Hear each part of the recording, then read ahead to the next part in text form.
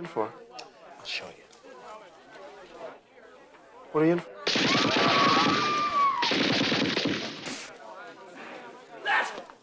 Oh, no, sir. No, not Largo Jones. God damn it, stop it! Para pemirsa halus semuanya di seluruh jagat raya, bagaimana kabar kalian? Kembali lagi di Red In Film. Pada kali ini saya akan merangkum sebuah film komedi yang berjudul Police Academy yang dirilis pada tahun 1948. Film yang sangat memotivasi dan film yang membuat Anda pasti terhibur. Tidak usah banyak spoiler, langsung saja sekan diri Anda, siapkan mental Anda. Traverso.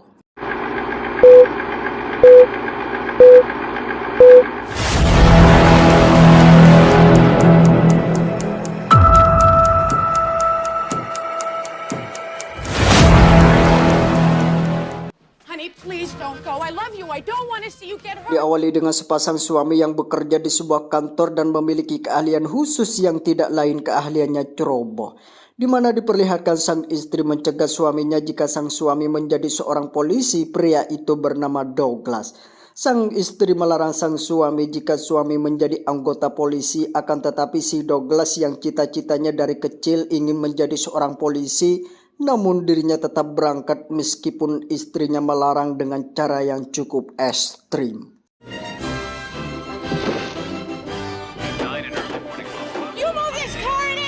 Kembali kepada kandidat selanjutnya, seorang pria gemuk yang ingin menjadi akademik kepolisian yang diganggu beberapa sekelompok gangster yang membuat dirinya terjatuh. Pria ini bernama Barbara. Kandidat selanjutnya ada seorang gadis cantik mantan model. Gadis ini seorang kaya raya yang bernama Tom Song. Dirinya memutuskan untuk ikut akademik kepolisian karena dirinya beranggapan itu hal tidak biasa. Karena semua wanita tidak mau ingin menjadi polisi wanita. Kandidat selanjutnya diperlihatkan seorang juru parkir yang di dalam dirinya tidak mau dan tidak ingin menjadi anggota kepolisian. Dia bernama Mahoney. Dirinya memiliki catatan panjang terhadap kepolisian oleh karena sikap dan sifat yang berandalan. Bukan kriminal tetapi pemberontakan terhadap sesuatu yang terlihat bagi dirinya tidak elok dilihat. Di saat ada seorang yang ingin parkir namun parkirannya tersebut sudah penuh, namun orang kaya tersebut memaksa sehingga Mahoney memangkirkan mobil dengan cara yang tidak biasa.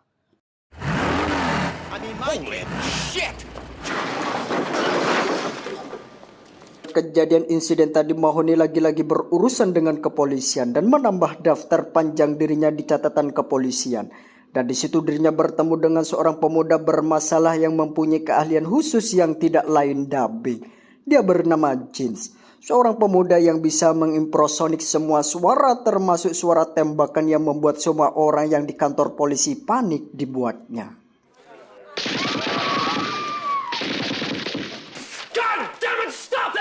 Terperkenalkan Kapten Ritz, dia adalah kapten yang selalu mengurus masalah yang dilakukan oleh Mahoney. Apabila ayah Mahoney adalah seorang mantan polisi yang baik di kota ini, mungkin Mahoney sudah dijebloskan dalam penjara. Sehingga ketika si kapten sudah capek mengurus permasalahan Mahoney, maka Mahoney harus mengikuti permintaan si kapten, yaitu masuk ke akademi kepolisian.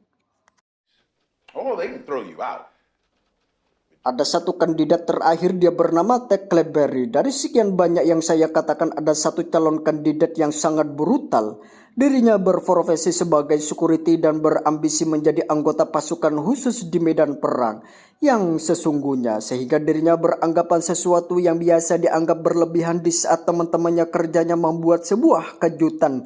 Selamat karena Ted Cleberry sudah masuk ke akademi kepolisian. Hal itu justru membuat rekan-rekannya nyaris mati konyol. Ini film akademi kepolisian. Diperlihatkan sebuah pemerintah yang terpilihnya wali kota baru pada tahun 1948, di mana kota itu merubah peraturan polisi dalam merekrut akademi kepolisian. Tidak lagi ketergantungan kepada tinggi berat badan, jenis kelamin, pendidikan, ataupun kekuatan fisik. Semuanya bisa masuk untuk menjadi anggota kepolisian dan siapapun yang ingin menjadi seorang polisi, sehingga semua pihak berbondong-bondong mendaftarkan kepolisian. Sehingga petugas dibuat pusing olehnya. kita perlihatkan ratusan pria dan ratusan wanita yang melakukan pelatihan, termasuk ada seorang pria playboy yang bernama Martin yang datang bersama semua pacarnya. Mahoney yang melihat Martin adalah seorang yang menyenangkan sehingga dirinya memutuskan untuk berteman dengan dirinya. Perkenalkan dengan sang petinggi akademi ini, beliaunya bernama Komandan Lasat, seorang komandan baik hati yang menerima peraturan baru semua wali kota, berbeda dengan atasannya yang beranggapan jika polisi harus seorang laki-laki, tumbuh yang tinggi, yang profesional, seperti anak buah Komandan Lasat yaitu Letnan Harris. Ini wajahnya, mengatakan jika kandidat sekarang tidak jauh dari kumpulan sampah yang tidak berguna. We don't throw them out. They must be encouraged. Sekian banyak kandidat yang mendaftarkan, ada seorang letnan yang melebihi ekspektasi Letnan Harris. Dia bernama Hightower yang tiba-tiba tidak bisa sejajar dengan yang lain. Siapapun yang melihatnya tidak akan berani bermacam-macam. Komandan Lasat menyerahkan kepada Komandan Harris di mana para kandidat akan dilatih 14 hari lamanya. Komandan Harris akan melatih dan mengatur demi menghasilkan para polisi yang baik, jujur, mengayomi, dan melayani masyarakat tanpa pungli. 14 weeks. You will be schooled. Setelah pidato selesai, semua kandidat diberikan seragam dan diperintahkan untuk mencukur rambutnya. Dan di situ juga ada Martin si playboy yang akan dicukur, namun muncul dua kandidat arogan yang dirinya merasa lebih jagoan. Mereka berdua meminta terlebih dahulu untuk memotong rambutnya, yang ketika selesai dipotong betapa kagetnya baru menyadari jika para kandidat tidak diwajibkan mencukur rambutnya secara habis, dikarenakan ini bukan militer melainkan akademi kepolisian. Setelah semua kandidat selesai bercukur, mereka semua diberikan kamar yang sudah disediakan, di mana Letnan Harris akhirnya menemukan kadet yang cocok untuk dijadikan mata-mata atau kanan kirinya, yakni si dua arogan. Mereka berdua resmi dijadikan leader di kelompok ini jika perjuangan Mahoney dan kawan-kawan akan semakin menarik untuk kedepannya. You two fine young cadets. Mahoney sendiri satu kamar dengan Tech Blackberry, yang dimana di saat barang-barang yang dibawanya yang secara tidak lazim seperti golok, pancul, serok, semuanya seperti alat dapur, perlengkapan perang dan lain-lainnya yang membuat Mahoney tidak habis pikir dibuatnya. Pun tiba terlihat Letnan Harris sedang memeriksa satu persatu keadaan di saat mereka sedang tertidur pulas. Karena hal itu memang Letnan Harris merupakan tipikal yang ingin selalu dihormati. Karena memiliki kekuasaan ketika dirinya melihat para kadet sudah lemas, tidak berdaya, Letnan Harris merasa ada kepuasan dari dirinya sendiri. Karena dirinya lah yang berkuasa atas para kadet tersebut. Tiba-tiba Letnan Harris mendengarkan suara dari salah satu kamar. Letnan Harris periksa, ternyata bunyi dari kandidat beribu-ribu suara sambil bermain sendiri dengan imajinasinya. Keesokan harinya Mahoney dan kawan-kawan terlihat sudah berada di kelas, namun diberikan pendidikan kepolisian, di mana Mahoney yang ingin keluar dari pendidikan pun meminta bantuan kepada beribu suara agar dirinya bisa pergi dari ruangan kelas. Ili ingin keluar dari pendidikan tersebut, Mahoney menemui Komandan Lasat. Di sini Mahoney mengetahui dirinya harus terjebak di sini sampai pendidikan selesai. Karena catatan yang tertulis, Mahoney memiliki kasus spesial meskipun dirinya mempunyai pangkat tinggi. Komandan Lasat tetap tidak bisa mengeluarkan Mahoney begitu saja. He told me that I could. Semuanya setelah mendapatkan teori prakadet pun langsung dikumpulkan di lapangan, di mana Letnan Harris memperkenalkan instruktur wanita Sersan Callahan yang akan memberikan instruksi dan memimpin pelatihan fisik selama mereka berada di akademi kepolisian. Here at the academy for each squad to have two. Dilatih secara habis-habisan seperti berlari, berjalan di atas tali, melakukan play-out dan berlari di lubang karet dan lain sebagainya. Di mana Letnan Harris terlihat begitu sangat puas ketika semua tersiksa, apalagi saat mereka gagal dalam melakukan perlatihan. Letnan Harris langsung dibuat teriuh takjub, tak bisa berkata-kata ketika Hightower tidak sengaja merusak properti yang fisiknya memang tidak cocok dengan latihan kecil seperti ini. Saat latihan akan selesai, Mahoni memberikan pengeras suara kepada Letnan Haris yang ternyata sudah dilumuri dengan semir sepatu, sehingga membuat Komandan Lasat tertawa dengan lingkaran hitam di mulutnya. Dan akibatnya Letnan Haris marah besar dan tidak memperbolehkan kepada Mahoni istirahat dan disuruh mengelilingi lapangan yang diawasi oleh dua agresif. Pick it up! Come on! Hey, this is great.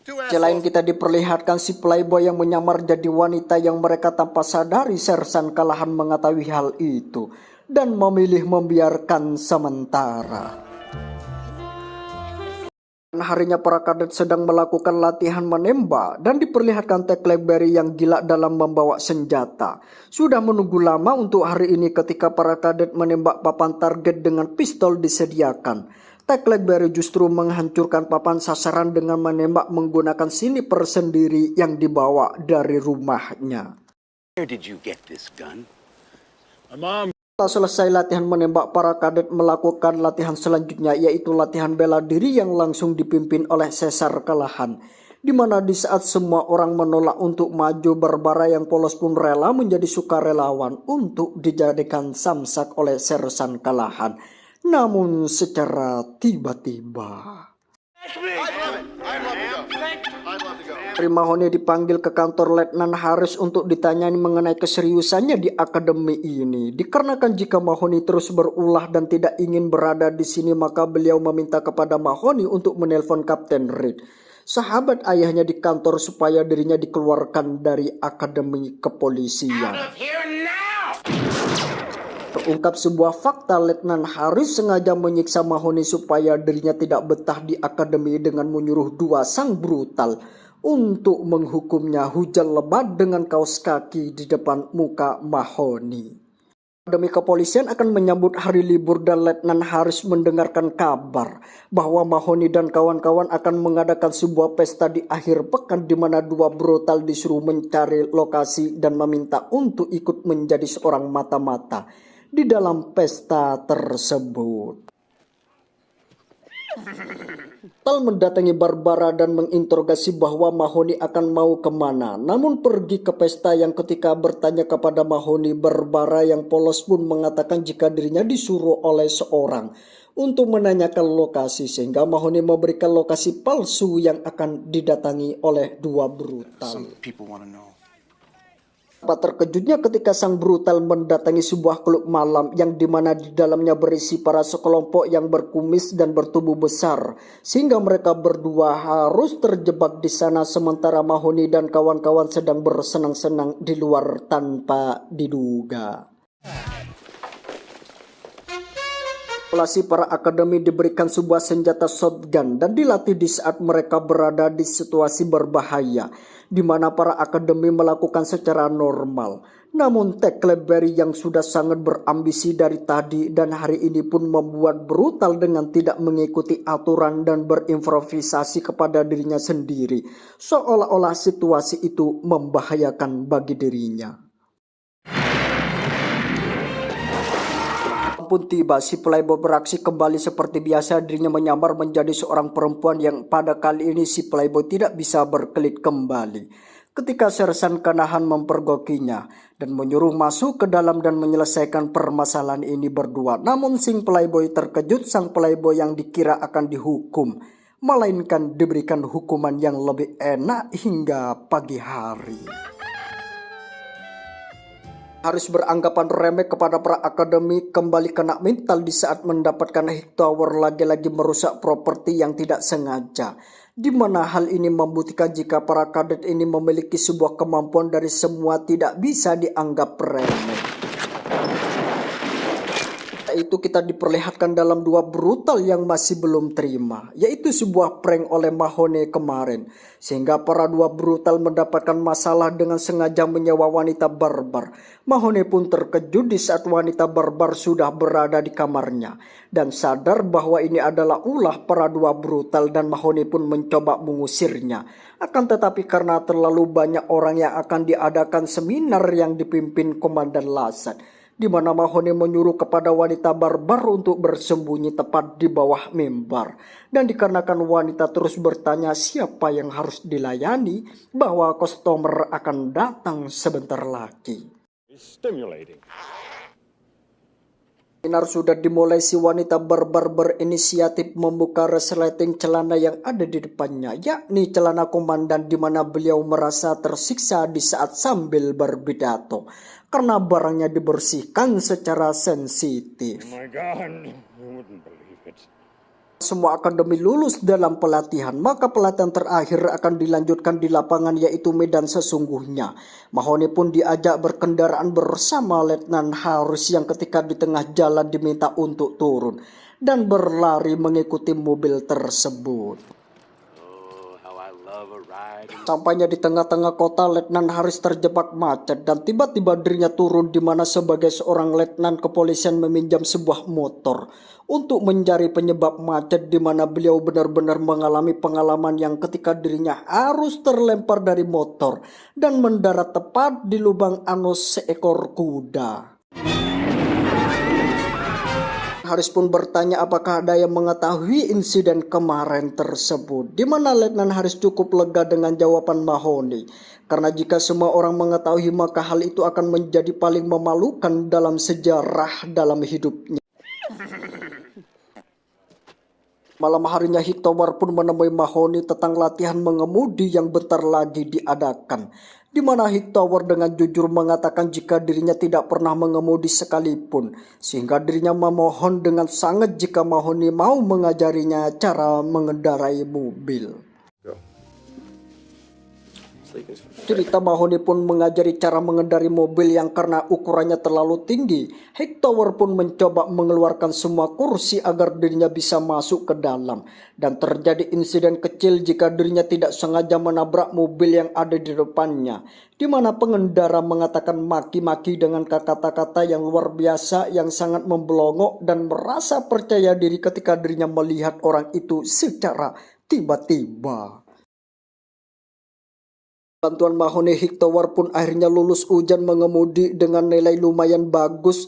Namun sesuatu terjadi ketika salah satu personil dua brutal kakinya terlindas oleh salah satu kandidat kulit hitam, di mana si dua brutal mengatakan dengan kata-kata rasis sehingga Hiktowar ikut tersinggung, sehingga dirinya turun tangan yang membuat dirinya dikeluarkan dari akademi kepolisian.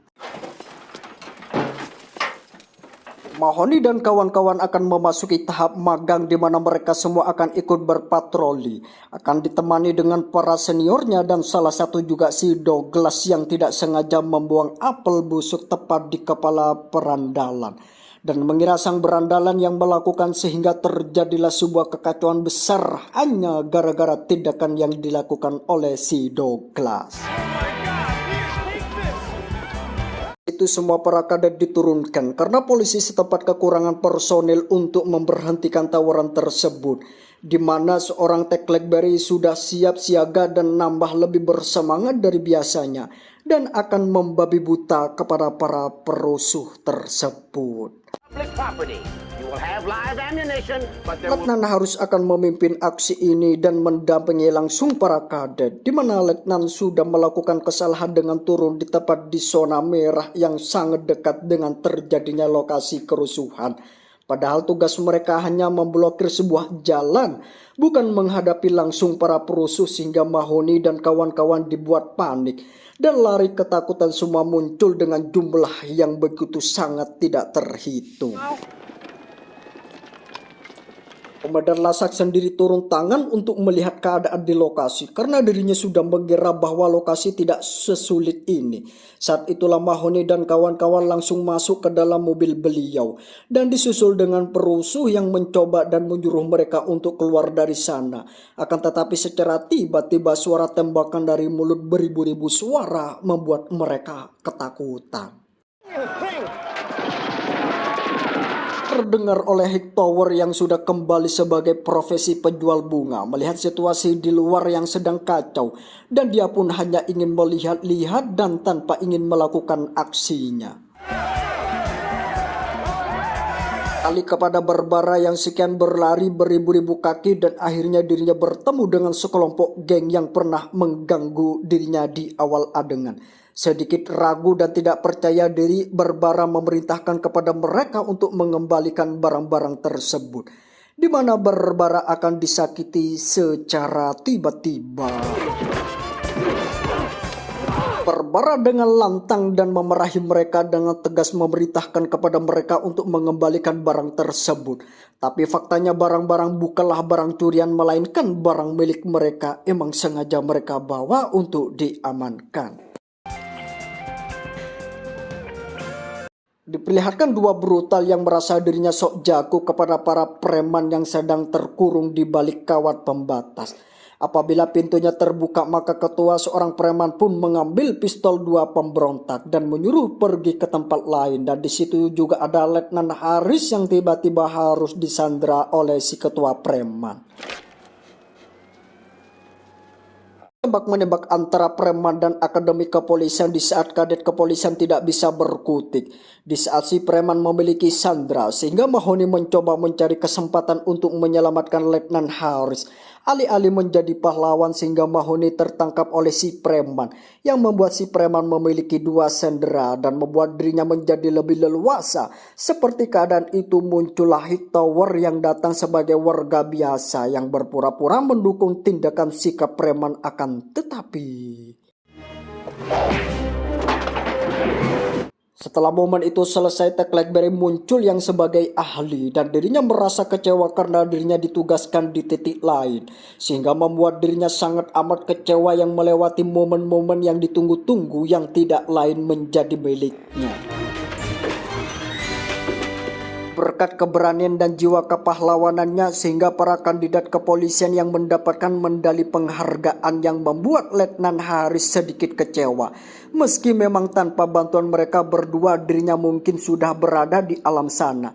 Dan Mahoni pun disuruh berbicara satu dua patah kata yang ketika dirinya berdiri di depan podium terdengar suara resleting terbuka yang ternyata merupakan balas dendam Komandan Lasat atas tersiksa dirinya ketika sedang berbicara di seminar, sehingga membuat Mahoni berbicara tidak karuan. Film pun tamat, ending yang sangat seru.